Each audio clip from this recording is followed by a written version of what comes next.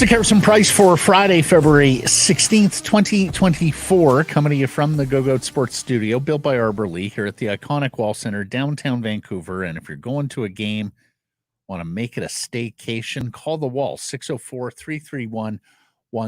Ask for the Sekeres Price rate. Some blackout dates may apply. Matt Sekeres with Blake Price, Griddy Sass, hitting switches, conducting things in this show. Presentation, Applewood Auto Group. If you haven't taken the Nissan Rogue for a test drive, highly recommend you doing so. Applewood Nissan in Richmond, the Richmond Auto Mall, can take you through it. The 2023s have great deals right now. 24-month lease, 0% on select trims. Take it for a short-term test drive and maybe a 24-monther as well. At Applewood Nissan in Richmond, it's all good at Applewood. Poll question today, is this the most fun you've had watching the Vancouver Canucks? Yes or no? You can vote at Sekeres Price, Twitter and YouTube. Now, you and I are both old enough that we covered the 2011 playoff run. So I'm voting no, just because the playoffs are the most fun, right? And that was... Yeah, but it's season long. Season long. So you voted yes? I'm going to vote yes because I actually think... Whoa. And it's not... More so than the Chicago first round in 2011. That's a moment in time. Round, the San Jose stanchion goal. Those are moments in time. The question is, for a season, and this team has goaltending. Yeah, both teams had goaltending. Mm-hmm. This team has scoring. Yeah, both teams have scoring, although I think you could make the argument that these guys might score a bigger variety of goals than the Sedins did. And then this team has something that the other team did not have. The best defenseman in the league, dazzling us with a floor routine that is now that you explain it. A floor routine. It's like stars on ice every time Quinn Hughes jumps over the board. He's great on the pommel horse as well. Yes, he is. Let's see how he vaults. Grady, where you at? I want to see the playoffs first. Yeah. Honest to God, you guys. No, but the spectacle, the energy, the electricity of the playoffs, it's also around town. It's the only topic. All your friends are involved, even the casuals. So I think you forget that, partner. It doesn't mean that we're not having fun. No, exactly. I will say this, though. In previous years, especially around this time of the season, watching games felt like a chore. Either teams because they were horrific defensively, and you sat there and went, how can professionals look like this? Or I'm thinking the Willie Desjardins, Travis Green era where they just can't score goals.com. Remember? Well, and if they went down 2, you turn the TV off. Oh. If they go down 2 now, like they've been down 2 goals a lot lately. It's not over. No. And frankly, those 2-goal leads are reasonably safe these days. Now, that being said, did you happen to notice the Canucks are barely on the podium for the top scorers in the league now? They've been bumped down. Yeah. They're only the 3rd leading scoring team in the National Hockey League. Oh, are they? Is it down to 3rd? Yeah. So, hey, but they're playing closer to playoff style of hockey now, and I just mean their opponents are as well. The games are a little bit more reminiscent. You're not playing October hockey in February. You're just not gonna see that. So I'm okay with it. I have them tied for second with the Colorado Avalanche. 3.69 goals per game, just shy of Dallas. I suppose I was going by the standings, which I think include your shootout winners. So I think that might be the problem. Yeah. Right, because Colorado has 2 shootout winners and the Canucks do not have. I've got Dallas and Colorado 2 above. Yeah, right. Well done. Yes. So, anyways, vote on the poll question. It's been a ton of fun one way or the other. Let's get to our big story. It's brought to you by Mr. Lube. The Canucks with a 4-1 victory over the Detroit Red Wings Thursday night, coming off the 5-game road trip. In fact, the first home game here in 3 weeks. Now, 37, 12, and 6, 80 points. They are 6 clear of the aforementioned Dallas Stars, Florida Panthers, Boston Bruins atop the league standings. They're playing .727 hockey. They are the only team above 700 winning percentage. It's a pinch me moment. Their 33 regulation wins are 3 better than next best Florida. Their plus 61 is 18 better than next best Florida. They have 37 wins. They had 38 all of last season. And they have once again established a 17-point lead over the Edmonton Oilers. Wow. Who didn't lose for like 2 months. Imagine being the Oilers. Unbeaten in 16 games, and they're looking at, we're still Edmonton 17 has 5 games in hand, so there is some context there, but win them all and you're still 7 shy. Yeah. They're 12 up on Vegas, who again has 2 games in hand, but hey, Vegas, win them all. You're still 8 back. It's unbelievable. And they did it with a different line. And that's the thing, is that they don't seem to get 2 lines going on any given night, but this team is so skilled at the top, or skilled pretty much everywhere, that they only need 1 line. They're a 1-line team, Matt. It's just that every night it's a different 1 line. Yeah. Which is okay. I don't think you're terribly upset with that model. No, I think in the playoffs you need 2 lines going on any given night. Well, I mean, unless you're going to be rock solid defensively, give up almost nothing, I think 1 line at 5-on-5 in your power play, and I think that's good enough. Okay, fair enough. Now, the power play hasn't been going, but I don't think it's that far behind. And, they get a win, first game back from a road trip. They get a win against a team that might have had something to play for after Zadorov's hit on Raymond, and they still overcome all those odds and get the victory. That's our top story, brought to you by Mr. Lube, 100% Canadian. Started in Edmonton by father and son. Somebody's a Mr. Lube there. Not providing tire service and sales with no appointments as well. 16 locations in the Lower Mainland, 1 near you. Go to MrLube.com. 3 assists for Elias Pettersson. He takes the team lead from JT Miller with 72 points. Miller with a goal gets to 70. 2 goals for the new guy, Elias Lindholm. His second 2-goal performance as a Vancouver Canuck. 27 saves from Thatcher Demko. And Blake, they kill off all 5 Red Wing power play opportunities. They have crested 80% penalty killing, and that is not a number they have been at for years. I mean, it's been 2 straight years where we've talked about how atrocious the penalty killing units have been and how it's been a big reason why the Canucks have sucked. Was the 7-minute kill in Detroit? Was that that 7-minute kill? I think that was in Detroit, wasn't it? Yeah, after there's Zadorov kicked out Raymond. Yeah. So, I mean, since that moment, I think that was we figured this thing out moment for me of the penalty kill. But it's been going better since then. But to me, that was flag in the ground. We've got this now. 13th in the league in penalty killing, 15th in net penalty killing. And the other thing, and Griddy noted this on Twitter, man, the vibes are back at Rogers Arena. Like, the full houses are back. The atmosphere, the energy is back. Here's the goaltender, Thatcher Demko, on getting back home to Rogers Arena. Love being back home tonight. It's been a long time, obviously, through the break and then that long road trip. So it felt good to be back here in our dressing room and in front of our fans. And, of course, their first game at home since January 27th, as Thatcher noted. They went on the All-Star break, and then they went on the 5-game road trip. And between that, it's been a long time since they've played a game.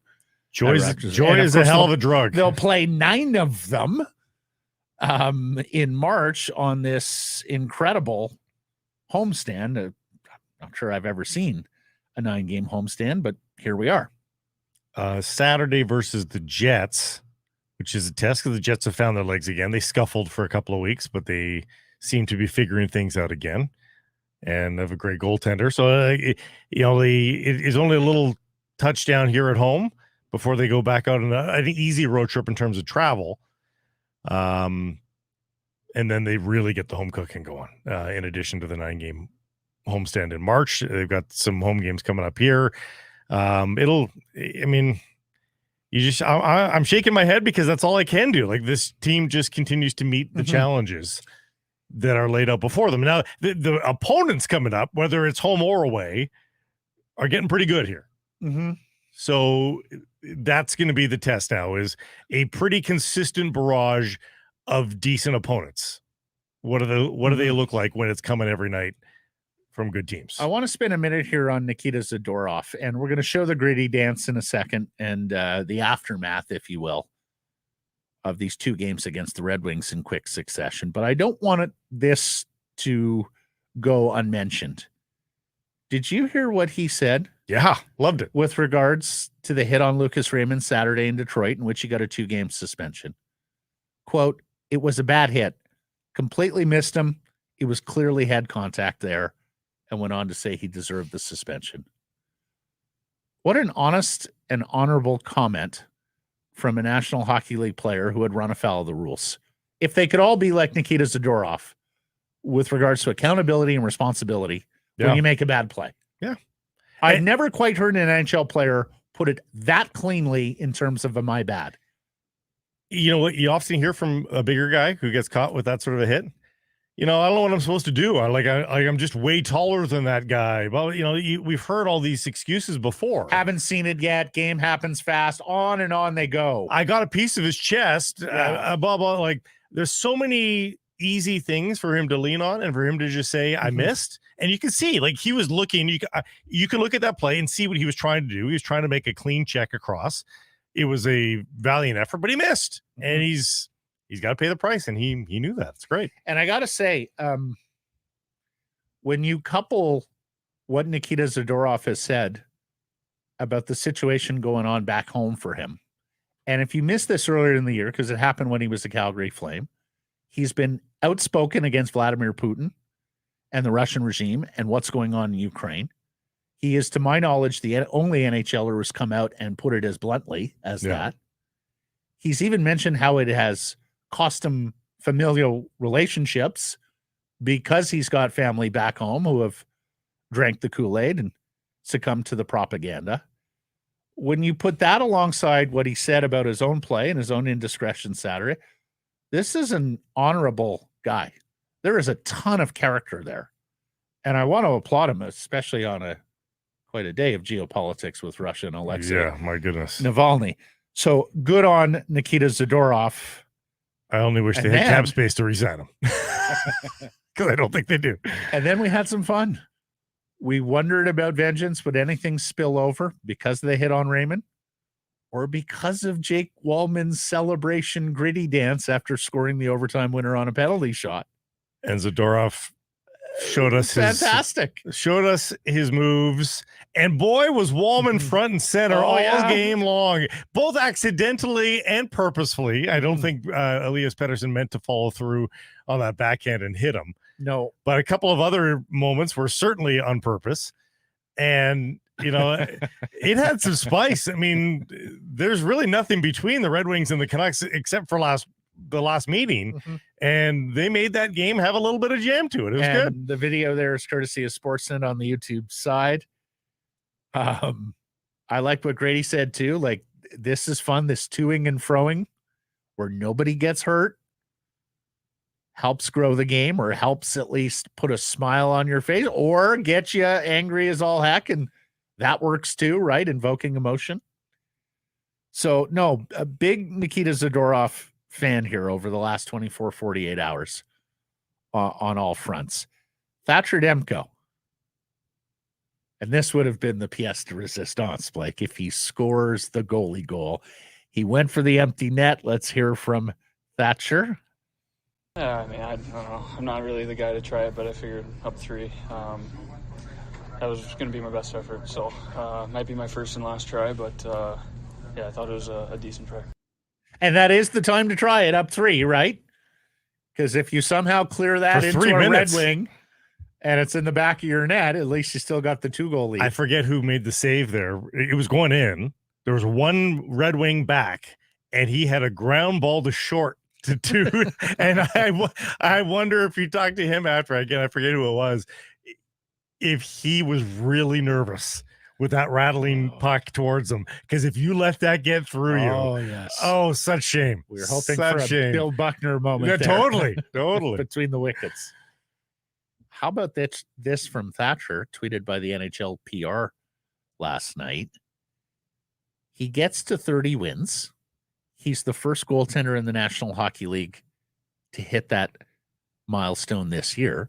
Of course, Saturday, he'll face Connor Hellebuck in what's effectively a Vezina Trophy showdown here. 3 more games against the Jets between now and the regular season. Your 2 leading contenders for the Vezina Trophy.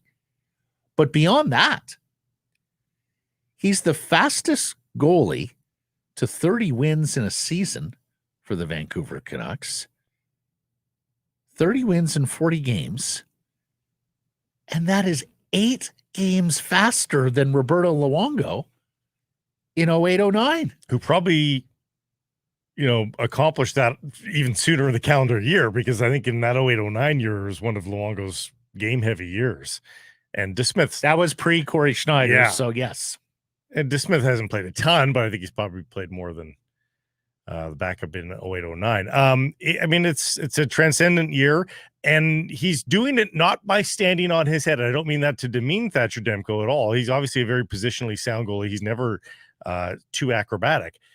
But I don't even think we've seen the best of Demko. That's the strange thing. Like, he's been very good. I'm not. Have we seen Bubble Vegas Demko? You're right.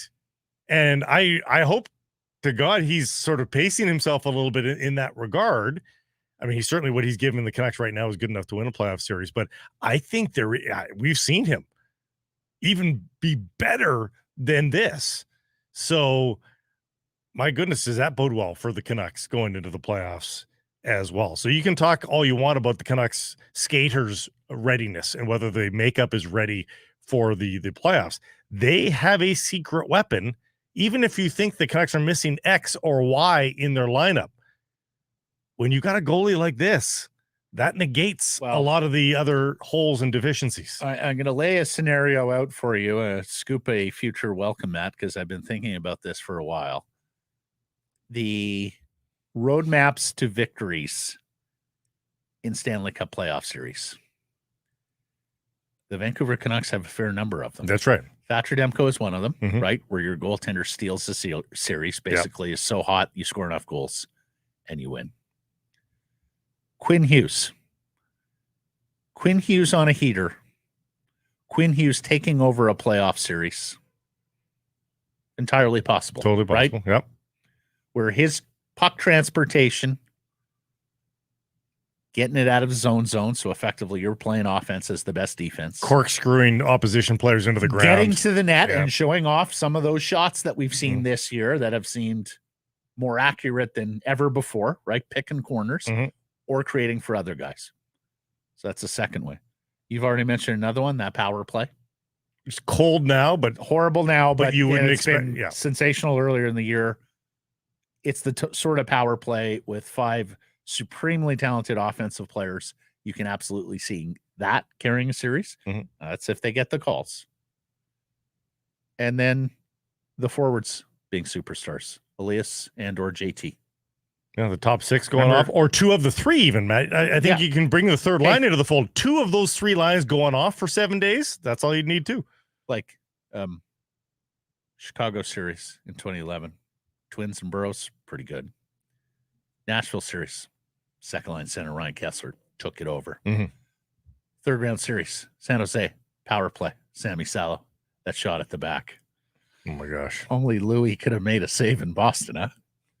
But those 4 elements of the 2011 team and those 4 elements of this 23-24 team, very similar. Yeah.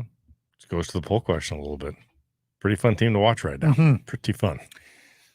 Speaking of Elias Lindholm, we got some insight into how he is viewed by his new coaching staff. Here's Rick Tocchet on where he sees Lindholm positionally. Like I said to you guys, I've been bouncing around wing, center. I don't think that's fair to the kid. I think he's a centerman. And tonight, I'm not saying because he got 2 goals, I was right. I just think he's a centerman. Just the way his positional play.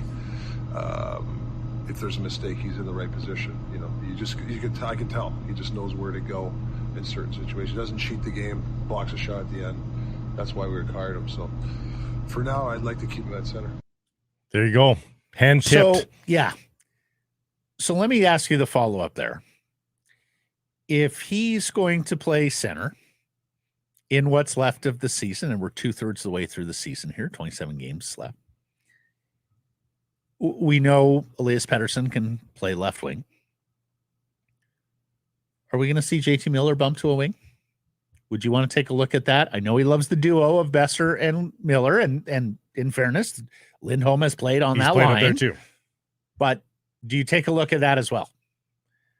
And maybe even move Besser to Pettersson in that, with Pettersson in that regard. I mean, that example, is it a coincidence that after some pretty absent games for Elias Pettersson, he gets moved to the wing and has a much better game, multi-point game, 3-point game? Hey, it's a nice problem to have. He's got 3 guys that are very top-end centers, and Miller's got his holes at center, but he's still a top-end center. Look what he's accomplished.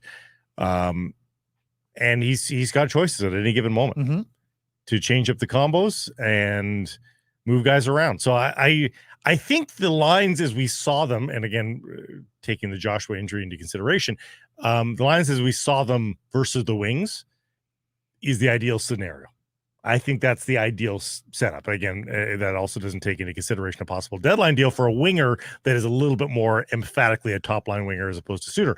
But I think that's what you want to see work. But you've got some moving around if you need. That was my follow-up. Whether it's Phil Kessel, whether it's another deadline addition, could you see a world where they stack the 3 centers, much like we saw beginning of last year when they had Pettersson, Miller, and Horvat? And all of a sudden, the Blueger line is the 4th line? No. For a regular season, I could see that. Well, I'm just saying we're in experimentation mode. You've got cushion atop your division, atop your conference, atop the league right now. We talked about this a couple of shows ago, I think, what the 4th line minutes were like for the Canucks in Game 7, 5 minutes per player. You shorten that bench quite a lot. And I don't think they want to shorten the bench any more than they already have for the 3rd line. I think they want that line over the boards a fair amount. Even without Joshua? Well, no, but he's not going to be gone for 2 months.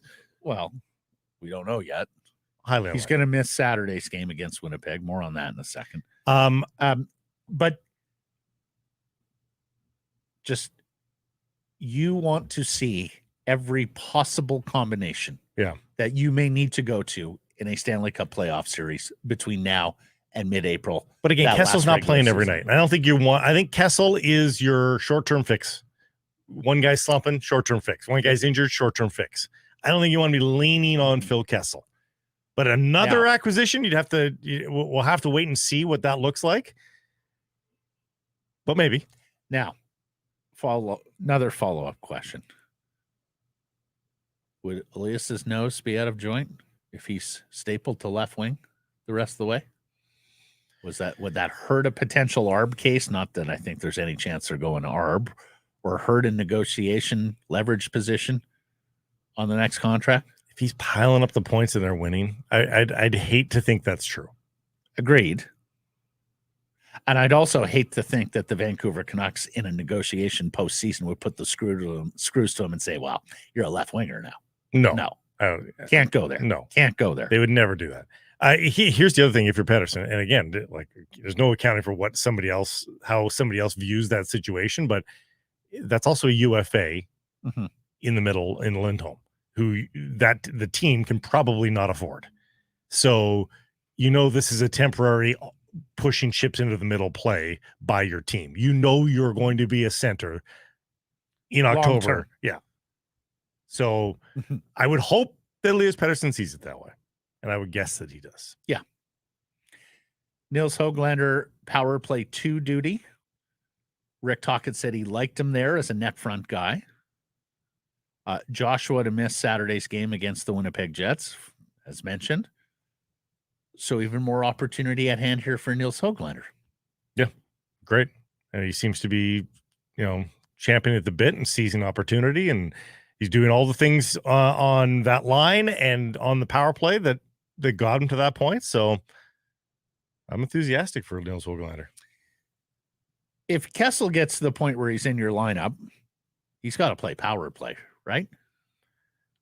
Probably. By the way, we want Kessel chant at Rogers Arena too, according to Irf Gaffar tweeted that. Good on you, Irf. They're all ready. looking forward to Phil, one of the great characters in National Hockey League history. Yeah, if there's a reason to get him in the lineup, it will likely mean that somebody else that's currently occupying one of those power play spots is either injured or ice cold. So yeah, I would think if he's in the lineup, he's on the power play. Want to go through a couple of trade deadline matters here.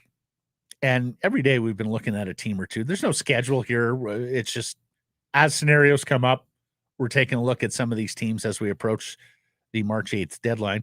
We know Jake Guentzel is going to miss 4 weeks now in Pittsburgh. So that takes him beyond the trade deadline, but it still gets him in with about a month to go in the regular season. And you'd have full access to the health record of Guentzel as an acquiring team. So you wouldn't be like, geez, I wonder what's injured. You'd know, and you'd use that in terms of making your decision. To the extent the Canucks had or have interest, I do wonder whether this cools them. I mean, Rutherford publicly has talked about depth pieces, but it is smokescreen season. Yeah. And they are not afraid of making the big swing. In fact, Jim Rutherford prides himself on taking the big swing. I would bet they're absolutely pounding pavement on a more sizable trade than depth players. But I'm not. Yeah, whether it happens or not. Whether it happens, but they gauging the market at the very least. They see this team. They see the possibility. He's got the Stanley Cup experience as Rutherford. They are still looking at bigger deals.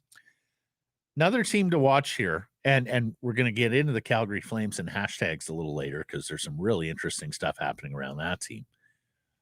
But the New York Rangers lose Blake Wheeler last night to what looked like a horrible leg injury. Did you see him struggling even?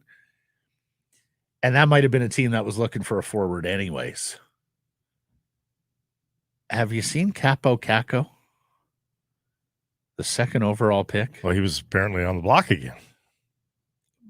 Blake, he doesn't even have 10 points on the season. And it's not like Lafreniere hasn't launched. He's launched to a degree. He's been better, yeah. But maybe not quite at a first overall level. I mean, still think you have to be a little disappointed. Kako was great last year, by the way. Kako was 6 goals, 9 points, playing 13 minutes, the second overall pick in 2019. Now, would be power forward. They tend to take a little longer to launch. He's on $2.1 million. He's an RFA. But he was half point per game last year, and he scored 18. So, it's not like he can't do it. And, of course, Blake, the Rangers are forbidden from trading this year's first-round pick because the owner owns the Sphere and wants to make a splash. Well, we don't know that to be true. At 25th overall with some Erie Otters winger or something like that. Anyways, that is a chip in the quiver there of Chris Drury. And typically the Rangers are an active team, right? We're the freaking Rangers. We're going for it. That's, you got to make a run in that city to make a mark with all the busy sports happenings. So I wonder about that because I see Caco on trade bait boards, Frank's board and others. And I do wonder because, every year at trade deadline, it's very easy to identify the rentals and talk about how they're most likely to be traded. Most rentals get traded, right? It is a little different with players with term. It is a little different with pending RFAs. It is a little different with young players who maybe haven't launched and are wearing out welcome. And there's a name that we'll bring up here in hashtags that Kevin Weeks got to last night from the Calgary Flames that is most interesting on the trade deadline file. Message about Monday's program. As you may have already seen, the Vancouver Canucks are playing yet another weekday Monday matinee in the United States on a statutory holiday. And in fact, it is a holiday for us as well with Family Day. Mm-hmm. It's an 11 a.m. puck drop in Minnesota against the Wild. Blake and I are going to be doing live intermissions, much like we're live here on YouTube. We're going to leave Jeff Patterson and Rink Wide to do the post-game show. So no full show on Monday. We invite you to join us for live intermissions. Then we'll be back at it Tuesday. And the Canucks have a back-to-back there. They're in Minnesota on Monday afternoon and then in Denver to face the Colorado Avalanche on Tuesday.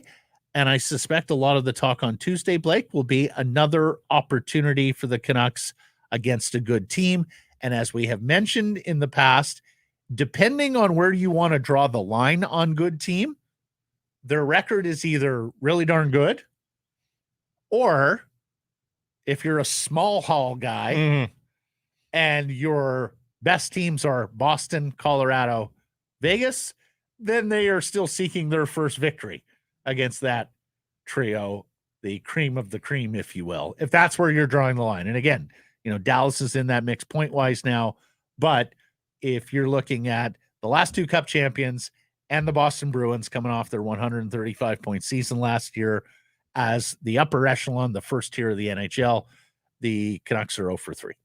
The sample size is small, and it's about to get bigger. They've got a lot of those games still to come. So I don't know that I'm leaping to any conclusion.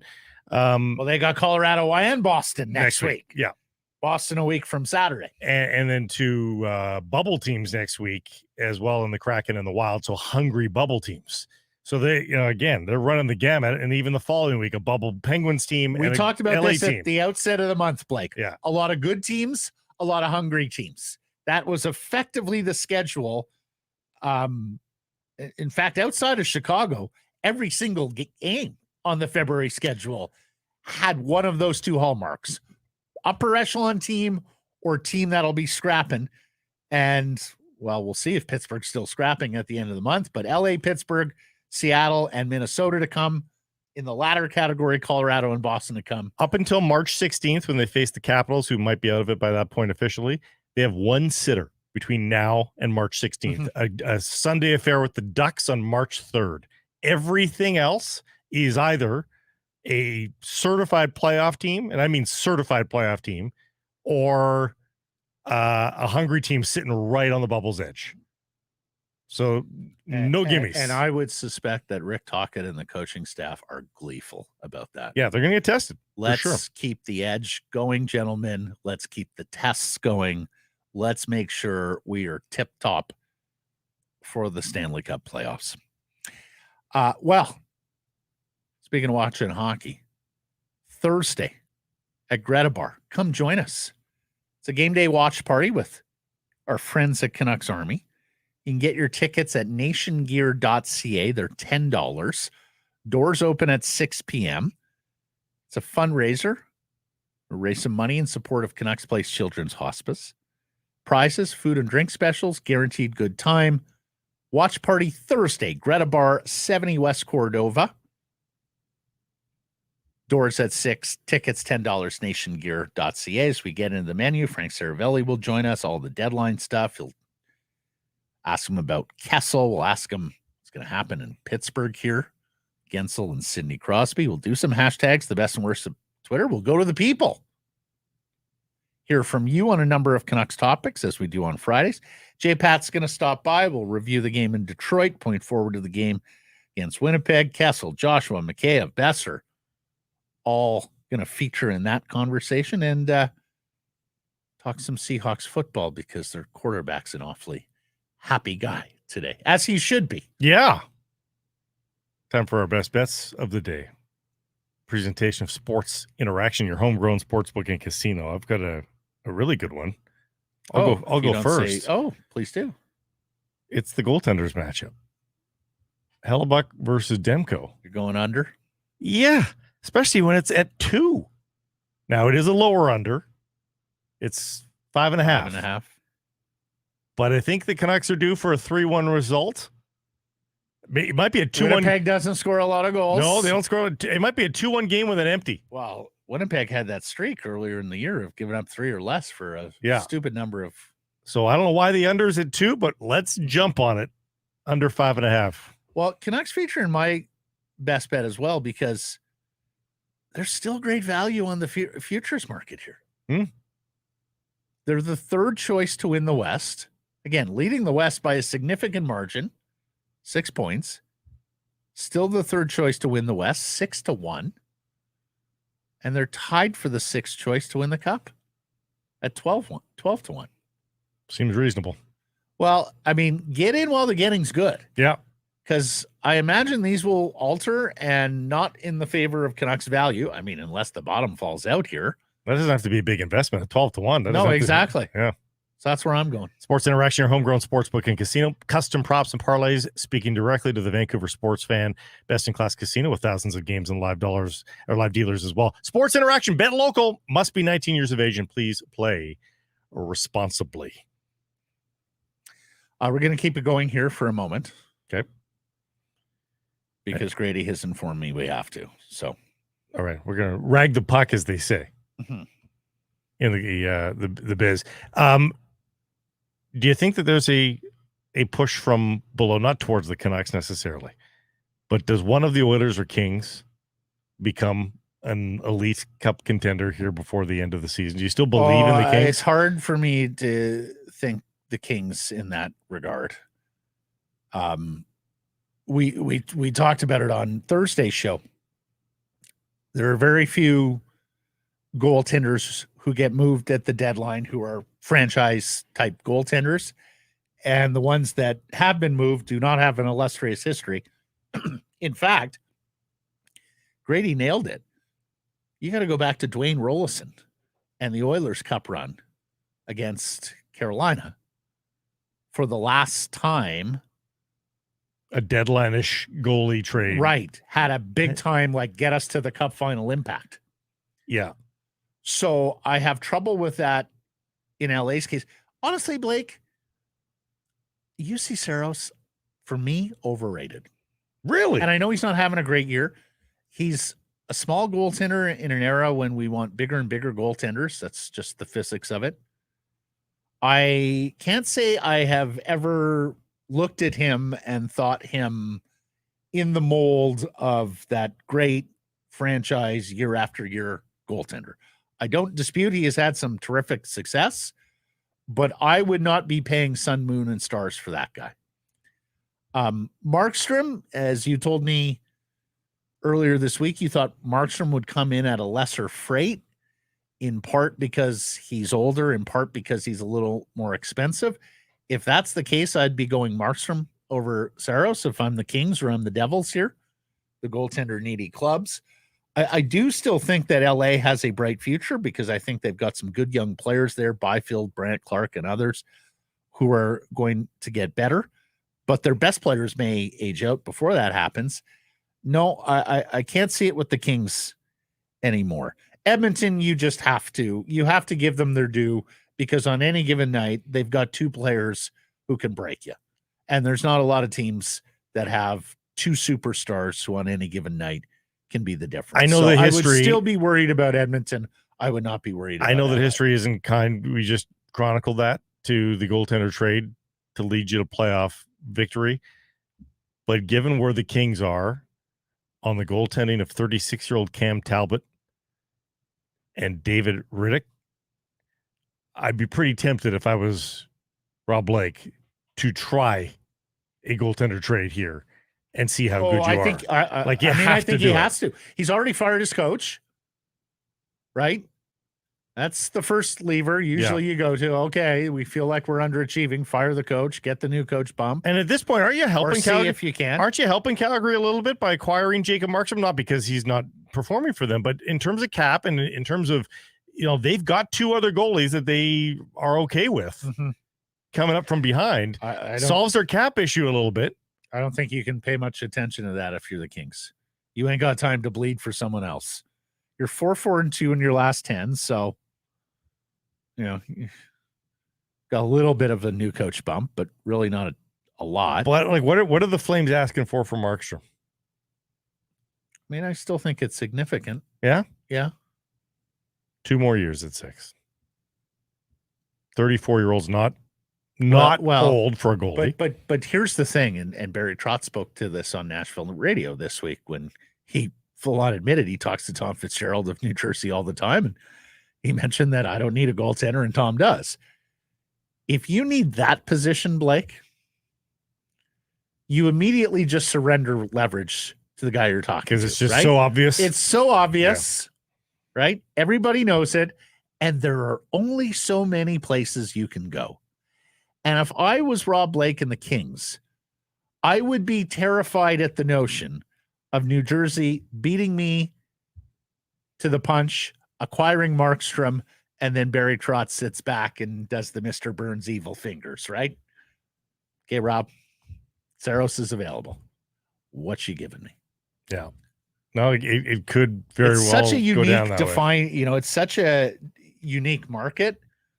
And as we've talked about in the past, there are times when the goaltender market is flush, and teams that are peddling goaltenders probably don't get what they hope to get for goaltenders. Like, we're talking about guys who affect the game more than anyone else, right? Yeah. Who can affect your winning and losing more than anyone else. And there are other times when the goaltender market is a little skinnier, where you sit there and you go, what? Who was the Buffalo goaltender that the Senators traded a first-round pick for? We did the draft. It was at the draft. We went, whoa, okay. But there are different times when there's not a lot of goaltenders available, where suddenly you are giving up probably way more than you should. Was Cam Talbot not once traded for a huge haul, where you're giving up way more than you otherwise should? Do you think they arrest Tanev? Do you think they put Tanev on ice, the Flames? Well, gosh, with the way so first of all, you have to commit to, we're going to be sellers at the trade deadline. They just saw Gensel. If they make that commitment that, look, we're out, we're going to be selling off parts, then yes, then I think it behooves you, because of the way Chris plays, to sit him out and make sure that you have a healthy asset. Look at, Pittsburgh's probably going to get away with it with Gensel, because he's the best forward, or at least the best winger, and maybe the best player available at this deadline. And the injury is only 4 weeks. It's not 8 weeks. But I would be terrified, if I'm Craig Conroy, of Chris Tanev eating a puck tomorrow or the next day. There's just too much time. Like the Canucks, I haven't looked at the Flames schedule. The Canucks have 10 games left before the trade deadline. Like, that's a lot of action still to go here. When it looks more and more like you aren't going to be a part of the playoffs if you're the Calgary Flames. Like, how many more games do they tempt fate? It's not like you need Chris Tanev to pad his resume or prove himself to the rest of the National Hockey League general managers. They know what he is. And it seems like they're just going through the motions of waiting for the calendar to read closer to March 8th, rather than just saying, let's make the deal now. Robin Lehner, by the way. Oh, yeah. The 21st overall pick. That one. I was going to say. David Legwand was included, and that was a salary dump. And so there was more context. They were carrying 3 at the time. You threw me off because you said Buffalo to Ottawa, but it was Ottawa to Buffalo. Correct? Yeah. Anyways, we're ready for Frank now, by the way. Oh, wonderful. Okay. Here's Frank Seravalli. If you don't have tickets for a big game at the rink, go to Greta Bar, 50 West Cordova Street, and you can soak up the atmosphere, whether you have tickets and are walking to and from the rink or not. It's a great place to catch the game. And for road games, of course, like February the 22nd, cheer them on at Greta Bar. Spend $10 on a ticket at nationgear.ca. Proceeds from the night with Canuck Army and Sekeres and Price. Go to Canuck Place Children's Hospice. We'd love to see you there. February 22nd, Greta Bar, 50 West Cordova. Great Clips is the official hair salon of the National Hockey League. There are 37 salons in Vancouver and the Lower Mainland, all Canadian-owned and operated. Download the app and find the nearest to you. When you're up next for a cut, you'll get a ready next text. Great Clips. It's going to be great. NHL insider Frank Seravalli of the Frankly Speaking podcast and the Daily Faceoff joins us. Trade deadline. Why so slow, bro? I have no idea. There's been lots of talk, certainly on the Jacob Markstrom front in the last 8 days, but these things kind of grind to a halt. And we were talking about the Canucks getting ahead of the market and doing some early shopping. Once Sean Monahan was off the board as well, the market got really thin in a hurry. And I think teams realize that it's not so much about what's left to pick at. It's, can we drum up some new fresh ground? And that's, I think, sort of where the holdup's been. The Canucks have gone off and brought Phil Kessel to town. What's your sense here? Are we going to see him playing for the Canucks? I haven't gotten a report on what his skating has been like in Abbotsford. I think there weren't any promises made. I think it was, hey, let's get a peek at you and see what you look like, essentially. And it's never, just FYI, that's not me making a Phil Kessel joke. It's not a fitness thing with him. His fitness numbers have actually always been great, but anytime any player takes this much time off of playing, it's certainly a concern. So for me, I do think you'll end up seeing him. I think it's a no risk signing if/when it happens. And I think the reasons from the Canucks perspective make a lot of sense. Aside from just the personal connections and trust that they have, I mean, the Canucks lineup in and of itself, they've been sort of moving puzzle pieces around to try and find fits. And I think they're going to sign him, but I really have questions about his ability to be an impact guy. But I don't think it's any harm in trying to find out. Do you think if they sign him and he gets into the mix here in the however many games are left, do you think they're done at forward, or do you think they would still be looking to add a forward? At forward, I would assume they would be, but I think that leaves the door wide open to focus whatever assets you have left on the defense market. The fact that Phil Kessel's here is mostly due to the fact that Rick Tocchet is here and his affinity for Rick Tocchet. Not just Rick Tocchet. I think Jim Rutherford. Others as well, Yeah. yes. Mm-hmm. But in terms of the on ice, Connor Garland has been glowing recently about Rick Tocchet and how he got him his contract and has brought the best out of him this season as well. And Elias Lindholm comes over from Calgary and has had 2 marvelous games and a few so-so ones, but his stats are exactly where Vancouver Canucks management, I'm sure, wanted them to be. Mm-hmm. He's scoring goals again as well. Could Rick Tocchet manifest this team to be good over the next couple of years because people might want to play for Rick Tocchet based on all this evidence? Why not? I mean, players talk. Everyone knows what the situation is. You know pretty quickly who has a good reputation, who doesn't.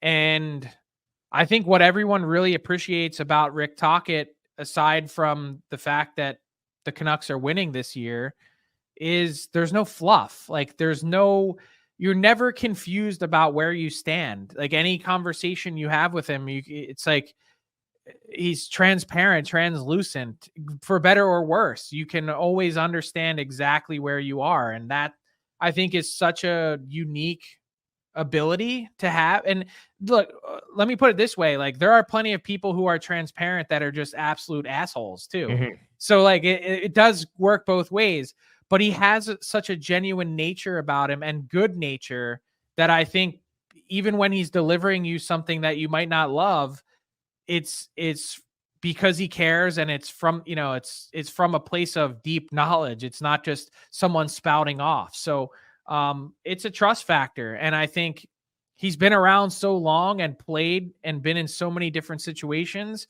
and then was an assistant coach in so many different spots. There's a lot of people that are great assistant coaches that never make the transition to being good head coaches because they can't have that same relationship that assistants do. And I think he's found a way to break through that. And it's all due to his personality. The reason I bring it up too is because there's so much attention on the third line here and the marvelous job they've done with 2 UFAs to be, of course, on that line. And those 2 UFAs, it's certainly within their right, and we fully expect them to try to get, one more good contract for both of them, in Teddy Bluger and Dakota Joshua. But maybe if those guys don't give a discount to play with Rick Tocchet, is it possible that, the Tocchet factor can help somebody else get the new Bluger, get another show me guy, show me 100%. Contract, to come in and replace those 2 guys? Yeah, look, I think the NHL and the salary cap era is littered with examples of teams that overpay, and the Canucks' previous cap structure is littered with examples of teams that overpay for bottom 6 players. And this isn't a knock on Bluger or Dakota Joshua. It's just that this is a plug and play environment. Like, you should be able to, some of the things that they do and are really good at, you should either be able to coach that out. Like, there's no reason for a bad penalty kill. It's effort and execution. You can coach it. And if you're not getting the work ethic, we'll go find someone who does. And so you see these players that kind of bounce around and do some of these things really well. They're sought after. And so they get little incremental raises. They get 1 extra year a term, and they're nice pieces to have. But for a team that has such top end talent, the Canucks can't be in a spot where they're overpaying to keep them, no matter how well they've worked. Let another team, let a competitor go overpay them and go out and find the next guy who wants the opportunity to be given the rope that Rick Tocchet has afforded Teddy Bluger and Dakota Joshua. Remember, before the season started, about how kind of hard Rick Tocchet was on Dakota Joshua and how frank his comments were, just basically saying like, hey, I know this guy's got a lot here, but I haven't seen it yet. And it takes someone to drag that out of you. And I think that's really important. Well, and of course, the genius of his system is, as you noted, it's simplified enough that you should be able to plug and play guys. So no, they got a good thing going on here with this head coach. On top of him being a sensational communicator, as we've covered, the X's and O's are sounds too. And I think that explains. It's not rocket science. Like, this is a simple game. And Rick Tocchet will be the first person to tell you, like, and I'm sure there's been many people over the years that have underestimated his intelligence, but he'll be the first to tell you that he's not a rocket scientist, that this doesn't take a brainiac level of thinking to be a good communicator, to be able to instill something that works and be successful. And I think the simplification part of that, it's understandable in any language. The Jake Guentzel injury, coupled with yet another Pittsburgh Penguins loss. I know we ask you a lot about that team across the Commonwealth. Well, you should, because you're Pittsburgh West right now. Exactly. They go fishing in the Western Pennsylvania rivers and ponds. So you tell gross, me, by the way. Yeah, spoken as a Philly guy. Yeah. You tell me where the Penguins are at with regards to still being in the hunt or not. You tell me how the Guentzel injury may have affected his suitors, if at all. I do not believe it affects his trade value. I think, not knowing the specifics of the injury, I should say, we know him being placed on LTIR. We can sort of pinpoint a vague return. We know it's not going to be before the deadline now. And I would say that, given my past experience and reporting on it, that it's not a medical opinion. It's just that I know teams were trying to trade with the Anaheim Ducks last year for Adam Henrique, knowing that he was going to miss weeks beyond the deadline. And every year there's someone that pops up that gets traded that teams aren't thinking of the window from March 8th to March 27th. They're thinking of the playoffs, and that's it. And so if we can get, at that point, a healthy Jake Guentzel, which we don't have any indication to believe that wouldn't be the case, then I think the market is still going to be there for him, and the price is probably going to be more or less the exact same. The tough part for the Penguins is, in some ways, just from a pure paper perspective, you would think that what this injury does is more or less help seal that they'll be a non-playoff team, and that his last game as a Penguin probably would have already occurred. Now, we can't say that for certain, because for whatever God unknown reason in this sport, seemingly more than any other, key players go down and teams play better. I watched the Pittsburgh Penguins win a Stanley Cup without Chris Letang. It defies logic, doesn't make sense, but sometimes these things happen. And so I can't officially rule out that the Penguins will be a playoff team, but it certainly feels like they're trending in that direction. And if that's the case, then I think they have no choice but to move on from Jake Guentzel. Social media and those darn podcasters have been chatting a lot about the future of Sidney Crosby. And you've answered this question before, I believe. But I answered it again this morning on radio. Like, why is this a thing? Yeah, I guess people just don't understand why both sides would just want this relationship to continue when it will not end in another Stanley Cup. But I do hear that the concrete evidence is that Crosby's not going anywhere, is it? I don't have any evidence to point to think that it's even been a topic of conversation internally, let alone in Sidney Crosby's own brain. I don't. I don't have the ability to glean that much, but it's never been talked about far as I can tell. Mm-hmm. And I don't know why it has been a thing, but I think people don't understand it. I think people don't understand it. Don't understand what? That he wouldn't want to win a cup somewhere because it's not going to be there, and that they wouldn't want to reap the benefits of trading Sidney Crosby. I think there's lots of evidence to the contrary.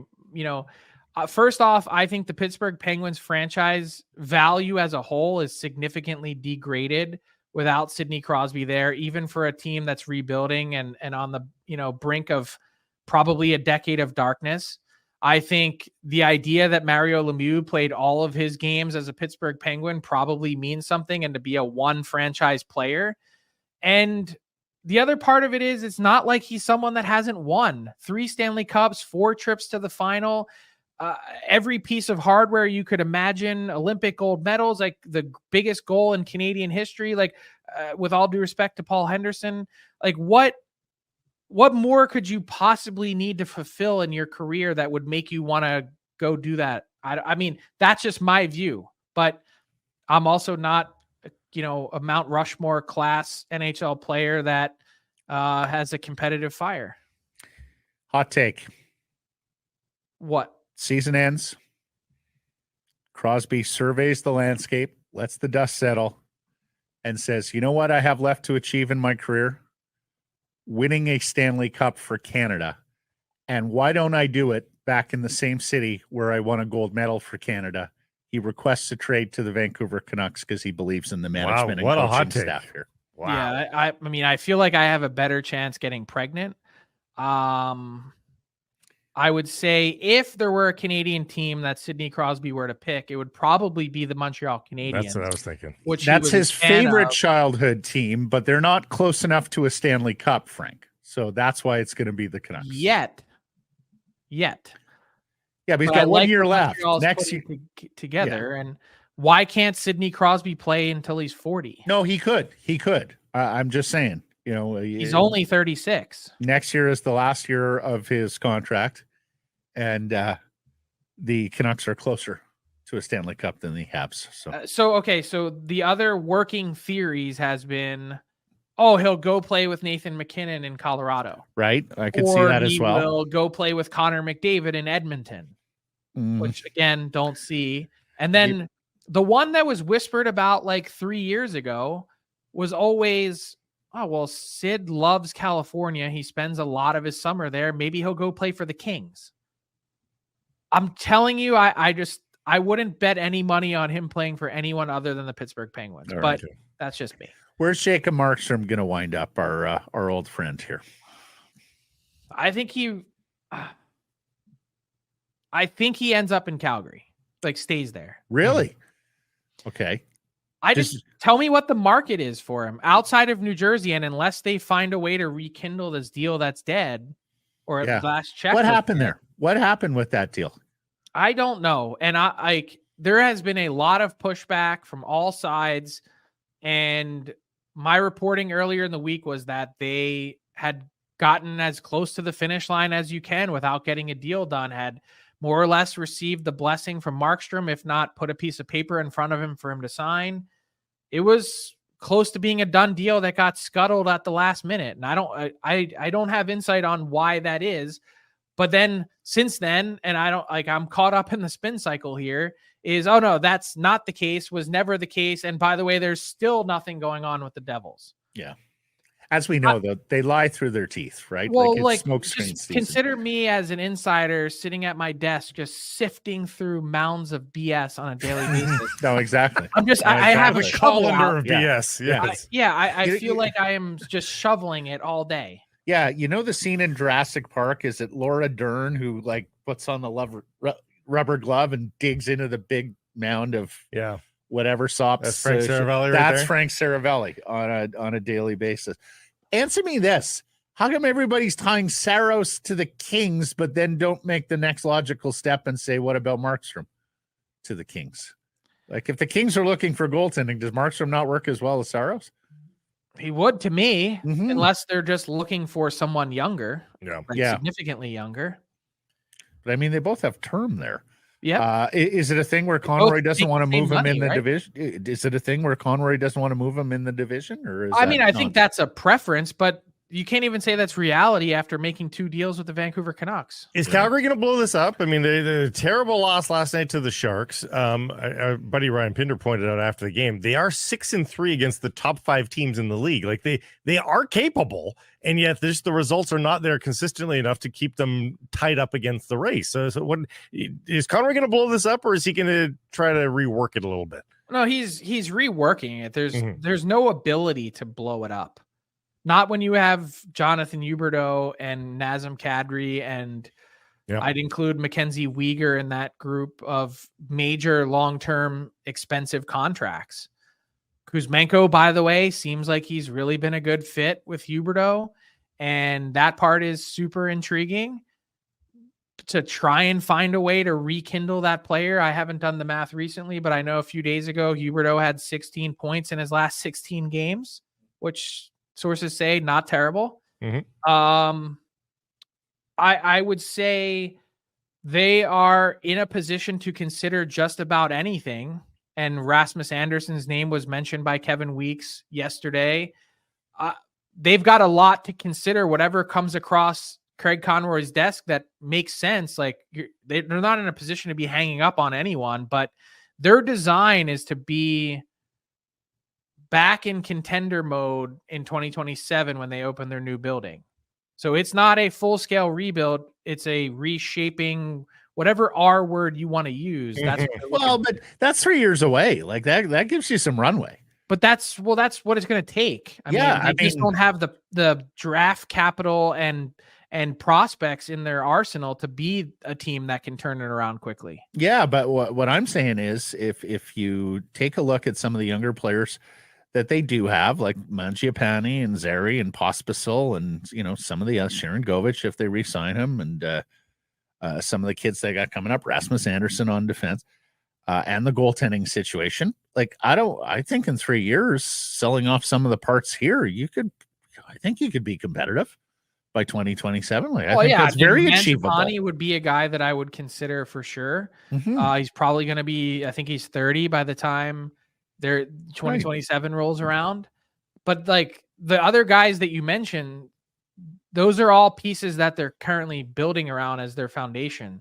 Right. Zary and Pospisil and Pelletier, and probably to a lesser extent, Andersson, anyone that has something that's essentially bolting them down to there is probably, in my estimation, going to be there. But in the meantime, sell off every UFA that you have and sell off every piece that is not going to be on the other side of that, meaning Markstrom at some point, doesn't have to be now, could be the summer, in addition to Mangiapane or whoever else you might deem as outside of that window. We didn't even mention Coronado. I think it's very achievable for Conroy to make the moves here and fashion a contending team. It's just by 2027. Yeah, no, I would agree with that. They've been slapping lipstick on that pig for 10 years now of trying to be competitive. And it more or less kind of worked. Like they had made the playoffs a few years, but this is what it always comes back to for me. Are you a threat to win the Stanley Cup? And if the answer is no, you need to do whatever you can until you can answer yes. Oh, don't tell us about lipstick on the pig. We did lipstick on the pig. Really bad. But really bad pigs and really smeary lipstick too. But here's the thing is you need an ownership that's on board. Right. And it took someone like Jim Rutherford and his experience, even though I'm sure there's been headaches at times during his tenure dealing with it, to set the record straight and put this team on a course to get there. And guess what? It's also taken them to be really aggressive, trying to find wins on the margins that we've talked about a lot with the moves that Patrick Allvin has made. In Calgary, it's not really all that different, except their owner isn't as intimately involved because he lives in Switzerland. It's more so just that he doesn't like a team not having anything to play for because he thinks that that's bad for the market and attention span in the market. But what they've realized, I think, in Calgary is Craig Conroy and Jerome McGinley have presented to ownership a sort of plan of, here's what we need to do. Here's how I think we can do it. And the fans are sitting there saying, about time. Before you Always, go, skeptical of those owners who live in non-extradition. yes, tax exactly. havens. Owner living in the Caymans. Before you go, we kind of woke up after this game versus the Red Wings with the Canucks winning again, back on a 3-game winning streak. It was charming, their 20-game start. At 40 games, it was like, wow, a bit head shaking. 6 All-Stars. Wow, okay. Frank, they've got a 6-point lead in the President's Trophy race. Like, what are you hearing around the league? Like, are people like, this has gone past, hey, really nice season for the Vancouver Canucks. Like, this is absurd what's happening this year. Do people believe it? Or executives gobsmacked? Or do they does anybody say they saw this coming for the Canucks? Well, no one is saying that they saw this coming because they'd be lying. Like, yes. Even for someone like me that thought they'd be a firm playoff team, I didn't see President's Trophy in their future. And I don't think the Canucks' own executives thought that could be possible. I think that this has been a perfect storm. It's been everyone being on the same page, your stars hitting their stride, a team that's mostly been healthy outside of a couple injuries to your decor and Susie. We talked about the bottom 6 production and how important that's been. We talked about the aggressive trades that have been made to, fill and cover off some of the holes that they've had. I don't know that we've talked necessarily enough about, even the trade made last year with Filip Hronek. I mean, like, everyone knows he's been a big part of this year, but how big a part, I think is a pretty reasonable question. And I think maybe the most exciting part about it is that I believe it's really sustainable. Looking more and more so as the sample size increases, doesn't it? I don't mean, just FYI, for clarity, I don't mean sustainable for the rest of this season. I mean, what the foundational pillars that they've put in place seem to be really sustainable. I hope you get some trades in the next week, buddy. I hope I don't. But no. I don't. So you prefer sifting through the really steaming like mounds of wake shit? up and it would just be March 9th. No, I know, but that's not happening. So between now and next Friday, I hope you get some trades. I hope it less breaks time, trades. There you go. Sifting through all the. Yeah, I hate bringing a shovel, and I mean, thanks for that image. I'm gonna have to get a box of latex gloves. Like, step into my office. Thanks, Frank. See you guys. Hey, everybody, if you're enjoying what you're seeing here, then follow along with Sekeres and Price on YouTube. I promise more content coming. The kids call it subscribe on YouTube. Well, how about liking it? Do that as well. Smash it right now.